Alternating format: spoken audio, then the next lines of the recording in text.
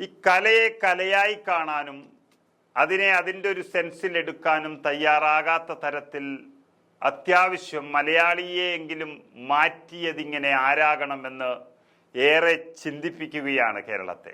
അങ്ങനെ ഒന്ന് പഠിപ്പിച്ചത് ആരായിരിക്കുമെന്ന് കണ്ടെത്തിയില്ല എങ്കിൽ കേരളത്തിൻ്റെ ഭാവിക്ക് തന്നെ അത് അപകടമാണ്. കാരണം കേരളം പലപ്പോഴും ഉത്തരേന്ത്യൻ സംസ്ഥാനങ്ങളും അതുപോലെ കർണാടക അടക്കമുള്ള സംസ്ഥാനങ്ങളും വലിയ രീതിയിൽ മതവിദ്വേഷത്തിനും വർഗീയ ലഹളയ്ക്കും ഇടയാകുമ്പോൾ കേരളം അതിനൊന്നും കാത്തു നിൽക്കാതെ അതിനൊന്നും ഇടവരുത്താതെ വളരെ നല്ല രീതിയിൽ സഹോദരങ്ങളെ പോലെ ജീവിച്ചൊരു സംസ്ഥാനമാണ്. ഇന്ന് വെറുമൊരു സിനിമ പുറത്തിറങ്ങുമ്പോൾ വരെ അതിൻ്റെ പേരിൽ തമ്മിലടിക്കാനും അല്ലെങ്കിൽ പ്രശ്നങ്ങൾ ഉണ്ടാക്കാനും ശ്രമിക്കുന്ന ഒരു മലയാളി ജീവിതത്തെയാണ് കാണുന്നത്. നമുക്കറിയാം, എമ്പുരാൻ സിനിമ ഇപ്പോഴിതാ ക്രൈസ്തവർക്കും അവരുടെ വിശ്വാസങ്ങൾക്കും എതിരാണെന്ന് കേരളത്തിൽ നിന്നുള്ള ഏക ക്രൈസ്തവപ്പെട്ട കേന്ദ്രമന്ത്രി ജോർജ് കുര്യൻ പറഞ്ഞിരിക്കുന്നു. കേരളത്തിലെ കേന്ദ്ര സഹമന്ത്രി ജോർജ് കുര്യനും എമ്പുരാനെതിരെ രംഗത്ത് വന്നിരിക്കുന്നത് ഒരർത്ഥത്തിൽ കുറച്ചാളെയെങ്കിലും ഞെട്ടിച്ചിട്ടുണ്ടാകാം. രാജ്യസഭയിൽ ജോൺ ബ്രിട്ടാസ് MP മറുപടി നൽകവെയാണ് മന്ത്രിയുടെ അങ്ങനെ ഒരു പരാമർശം. എമ്പുരാൻ സിനിമയ്ക്കെതിരെ നടന്നത് ആവിഷ്കാര സ്വാതന്ത്ര്യത്തിന്മേലുള്ള കടന്നുകയറ്റമാണെന്നാണ് ബ്രിട്ടാസ് രാജ്യസഭയിൽ പറഞ്ഞത്. നമുക്ക് പണ്ടുകാലം മുതൽക്ക് തന്നെ അറിയാം, കേരളത്തിൻ്റെ ചരിത്രത്തിൻ്റെ ഭാഗമായി നിൽക്കുന്നത് പല സിനിമകളും നാടകങ്ങളും. KPAC ഒക്കെ നാടകം എഴുതുമ്പോൾ അത് കമ്മ്യൂണിസ്റ്റ് ചിന്താഗതിയുള്ളവരുടേതാണെങ്കിലും അത് കേരളത്തിൻ്റെ ചരിത്രത്തെ വരെ മാറ്റി എഴുതാൻ കഴിഞ്ഞിട്ടുണ്ട് എന്നുള്ളതൊരു സത്യമാണ്. അന്നൊന്നും അതൊരു മതത്തെയോ അല്ലെങ്കിൽ രാഷ്ട്രീയത്തെയോ വലിയ രീതിയിൽ വ്രണപ്പെടുത്തുന്നു എന്ന് പറഞ്ഞാരും സമരം ചെയ്യാനൊന്നും വന്നിട്ടില്ല. ഇന്നൊരു കാരണം കണ്ടെത്താൻ കാത്തു നിൽക്കുകയാണ്. ഇന്നലെ നമുക്കറിയാം 24 വെട്ടുകൾ വെട്ടിയാണ് എമ്പുരാൻ എന്ന സിനിമയെ മാറ്റി എഴുതിയത് എന്ന് വാർത്തകൾ വന്നു.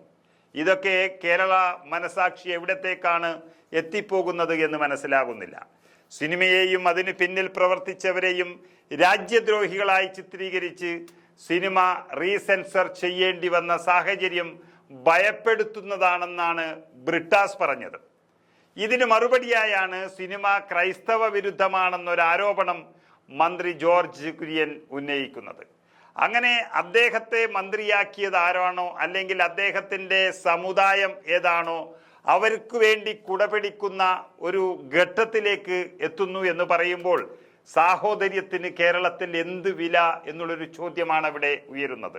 രാജ്യത്തെ എല്ലാ ക്രിസ്ത്യാനികളും ഈ സിനിമയെ എതിർക്കുന്നുവെന്നും KCBC, CBCI പോലുള്ള ക്രൈസ്തവ സംഘടനകൾ എതിർപ്പുമായി രംഗത്ത് വന്നിട്ടുണ്ട് എന്നും മന്ത്രി പറഞ്ഞിരിക്കുന്നു. പക്ഷേ ഒരു സമുദായ സംഘടനയൊക്കെ അത്തരത്തിൽ പ്രതികരിക്കുന്നതിൽ വലിയൊരു തെറ്റായി കാണുന്നില്ല.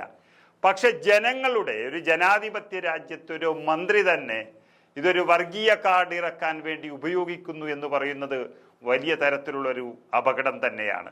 താനൊരു ക്രിസ്ത്യാനിയാണെന്നും തങ്ങളെ അവഹേളിക്കരുതെന്നും പറഞ്ഞ മന്ത്രി ജോർജ് കുര്യൻ കമ്മ്യൂണിസ്റ്റ് പാർട്ടി ക്രിസ്ത്യാനികളെയും എല്ലാ മതങ്ങളെയും അവഹേളിക്കുകയാണെന്നും കുറ്റപ്പെടുത്തുകയും ചെയ്തു. എമ്പുരാൻ സിനിമയെ ചൊല്ലി ഇന്ന് രാജ്യസഭയിൽ വലിയ പ്രതിഷേധമാണ് നടന്നത്. ബ്രിട്ടാസിനെ കൂടാതെ കോൺഗ്രസ് MP ജബി മേത്തറും ശക്തമായ പ്രതിഷേധവുമായി രംഗത്ത് വരികയും ചെയ്തു. ഓർഗനൈസർ സിനിമയെ അപകീർത്തിപ്പെടുത്തുകയാണെന്നും MP രാജ്യസഭയിൽ ചൂണ്ടിക്കാണിക്കുകയും ചെയ്തു. നേരത്തെ വിഷയം പാർലമെന്റിന്റെ ഇരുസഭകളിലും ചർച്ച ചെയ്യണമെന്നാവശ്യപ്പെട്ട് ജോൺ ബ്രിട്ടാസ്, അതുപോലെ A. റഹീം, ഹൈബി ഈഡൻ, ബന്നി ബഹനാൻ, സന്തോഷ് കുമാർ ഉൾപ്പെടെയുള്ള കേരളത്തിൽ നിന്നുള്ള MP നോട്ടീസ് നൽകിയിരുന്നു.